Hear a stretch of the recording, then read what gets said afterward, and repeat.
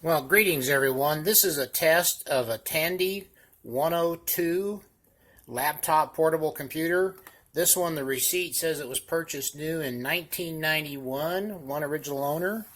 And I cleaned up the battery contacts and turned it on. It came to life. I just can't believe it. Let's see if we can adjust the display here and get the contrast in the right place. But I've been using it for a little bit here, testing things. And I put in a little short basic program. Count from 1 to 8. That part's running. It's executing that. 1, 2, 3, 4, 5, 6, 7, 8. See how slow things were when you had these little small processors. Hit the menu and get out. I actually typed in a document, part of the link and address, plus some key checks.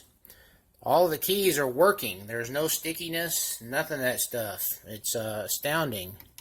Little cursor down here and go to the end.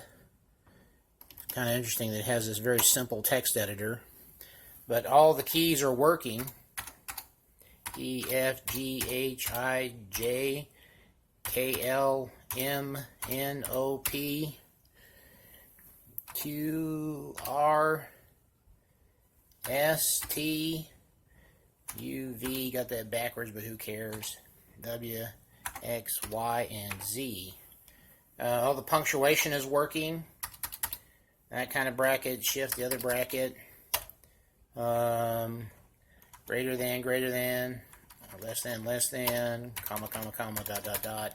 None of the keys are messing up. They're all working. It's really astounding. We'll hit exit here. It's surprising. The date, of course, is incorrect. You set it from inside of BASIC. It's right now it's showing January the 1st, 1900. It's been alive with batteries for 12 minutes, 28 seconds, so the clock is updating when it has batteries. But you set the date back in BASIC. There's a command and a date equals something. I can't remember. But it's basically functioning. I'm shocked. Found it in a box that had been sitting around, and I cleaned up the battery compartment. This is here's the back of it. Well, let's turn it off. Let's turn it off, make sure it turns off here gracefully. There's the screen, a little more detail. But there's the back, and it's serial number 5090-06-215. And the date of manufacture shows on here 1985, the 9th month. And I purchased it new in 1991. I found the receipt. It was astoundingly expensive for its date. Sorry for putting the menu pad in here. This is keeping the reflection down, but it was purchased for $349.95 in 1991. Amazing. Well, that's it for this working demo of this unit. Hope somebody has a use for it. Let's see if it'll come back up. Come right back up. This is the 10th or 8th time I've run it. It just comes to life each time. We're a little short on memory on this one. There's a memory addition card.